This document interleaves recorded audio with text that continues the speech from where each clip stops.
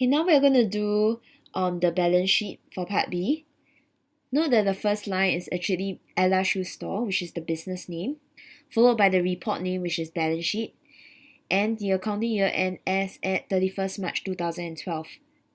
Okay, then after we're done with that, we actually draw one line in pencil, and we draw a $3 sign at the last three columns. Take note that for balance sheet, if we draw on a ledger paper, we start right at the beginning of the paper. We do not leave a column. Okay. However, at the end, we actually leave one column blank because this is actually what the markers are going to use to write on. Okay, so we don't write anything on it. So to start off a balance sheet, we actually need to start with assets. Okay, so we put assets. We leave a line, and then we go on with non-current assets. Okay, and then we draw one line underneath it. Okay, and under non-current assets, now we go back to the question to actually find out what actually comprises our non-current asset. And you realize that it's the premises, the furnitures, as well as the motor vehicles. Okay, and we go back to our non-current assets. Okay, so premises is actually 40,000. So the corresponding line, we write there 40,000 on our second column. Okay, and then we do the same for furniture, which is 7,500, and motor vehicles, which is 590,000. Sorry, 59,000. Okay, and then we draw a line underneath it to show that we're going to total up this amount. Okay, and your total non-current assets is 106,500. We leave one line, then we move on to what current assets are, and we draw one line underneath it. So we go back to the question to find out what our current assets are. Okay, our current assets actually comprise of cash at bank, cash in hand, and trade receivables. So we map this down.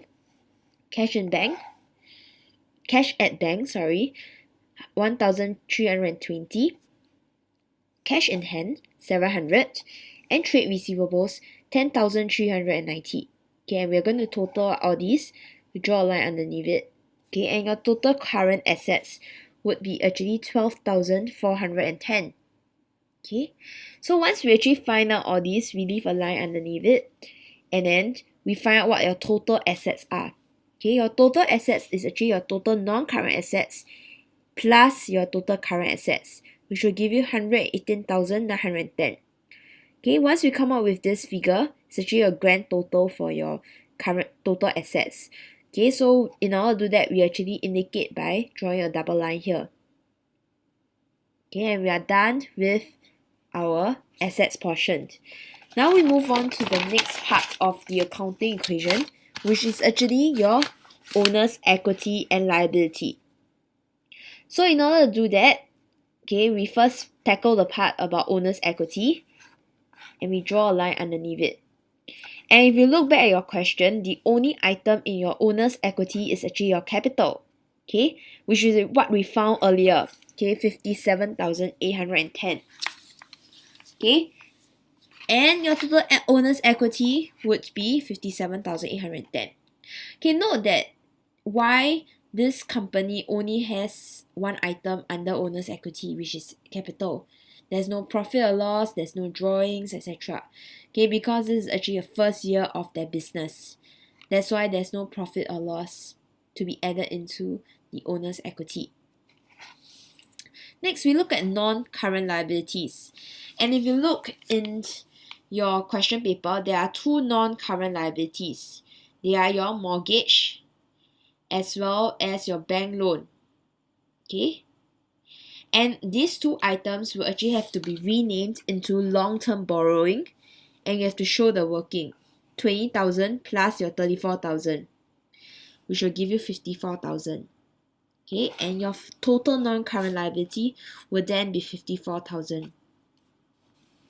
And what happens when you finished writing the end of this ledger paper? You don't have any more space. Okay, so what you do is you do it on the next page, the ledger paper. Okay, So your next page of ledger paper, we still have our current liability. We draw our current liability and we draw a line underneath it. And then in pencil. And then we change back to our pen and we write there trade payables. Because if you look back at our question, your only current liability is your trade payables. Okay, 7,100. And you find out what is the total current liabilities, 7,100.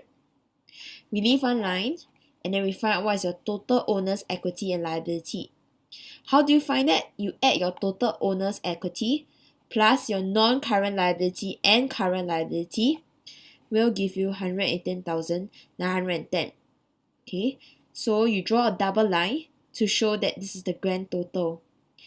And if you notice, this is actually your accounting equation. Okay, your total assets 118,910 equals to your total owner's equity and liability, which is also 118,910. This is how you check your work in your exams as well.